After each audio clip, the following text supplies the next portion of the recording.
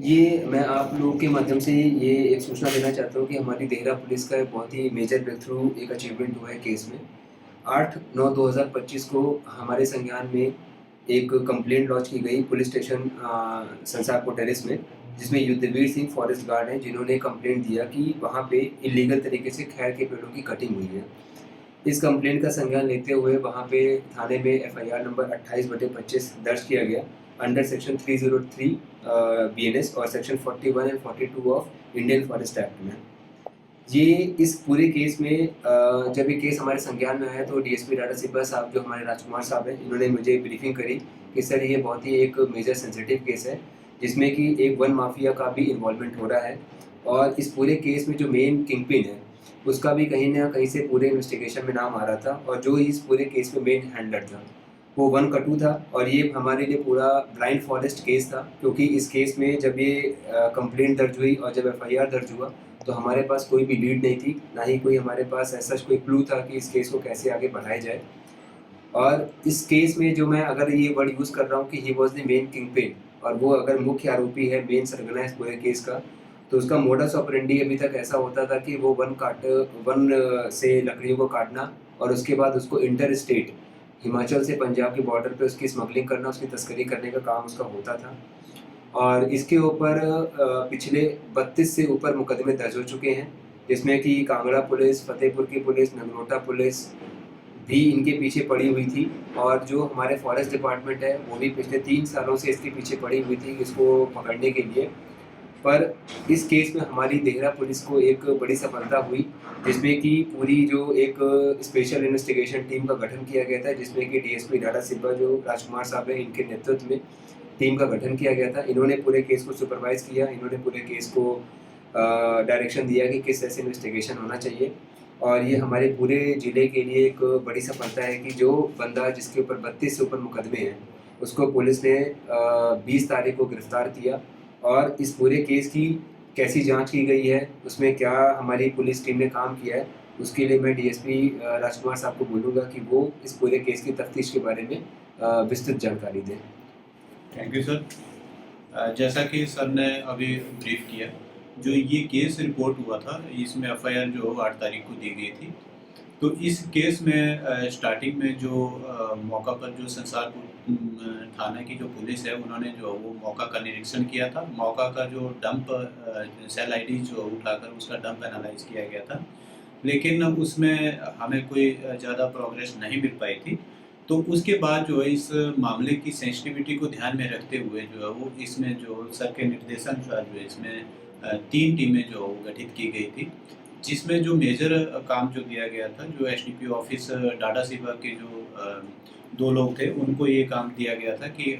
उस पूरे एरिया को जो वो एक बार चेक करें, सीसीटीवी चेक करें और उस हिसाब से जो वहाँ की जो सेल आईडीज़ भी कलेक्ट करें। और आगे इसमें जो दूसरी टीम थी वो जो जनाब के एसपी ऑफिस के कार्यालय के जो 3 लोग थे और उन लोगों को जो असिस्टेंस करने के लिए जो निर्देशित किया गया था। और जो तीसरी टीम थी वो पुलिस स्टेशन संसारपुर टेरेस की थी, जिसमें एसएचओ और उनके आईओ जो नवजीत मनकोटिया और रजनीश थे, उनको काम दिया गया था कि आप जो लोकल इंटेलिजेंस भी कलेक्ट करेंगे और जो भी एविडेंसेस सामने आते हैं, जो ऑरल एविडेंसेस है चाहे फिजिकल एविडेंसेस है, उनको जो आप लोग जो कलेक्ट करेंगे। तो इसी कड़ी में जो वो दिनांक 13 तारीख को और 14 को जो हमारी जो टाटा सेवा की जो टीमें थी, वो वहाँ पर मौका पर गई। मौका से उन्होंने जो सेल आईडी वहाँ का भी उठाया और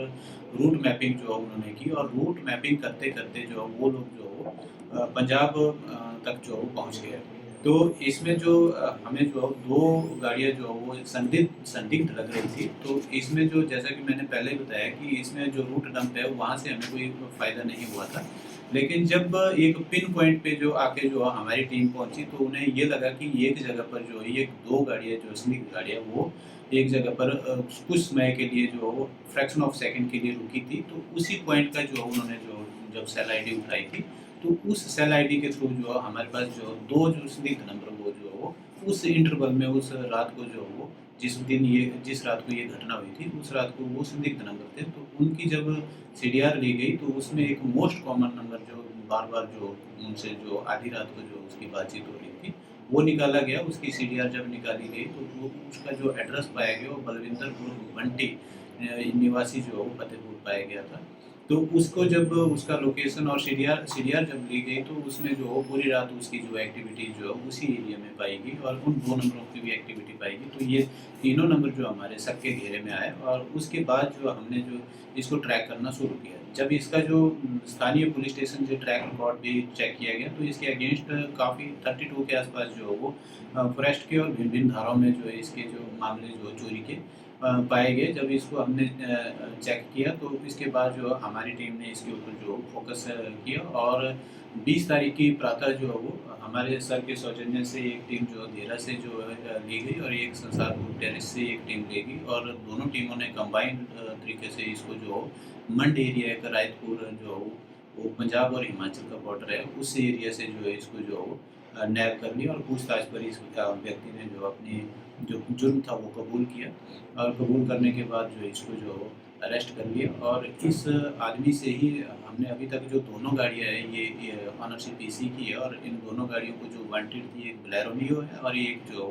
हमारे पास टाटा 407 है। ये दोनों जो कब्जे में ले ली गई है और इसकी निशानदेही पर आगे को जो औजार थे वो भी जो इसमें आग वगैरह जो बरामद कर लिए गए हैं और इसके इंटरोगेशन पर जो दूसरा व्यक्ति था एक और अजय उसको भी उसी जो कि इंदपुर इंदौरा एरिया का है उसको भी जो उसी एरिया से जो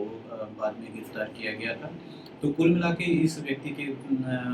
खिलाफ जो 32 के आसपास जो मामले दर्ज है और इसका जो मेन मोडस ऑपरेंडी यही रहता था कि जिन मामलों में जो ये नामजद होता था उन मामलों में ये क्या करता था कि ये पहले ही मतलब पुलिस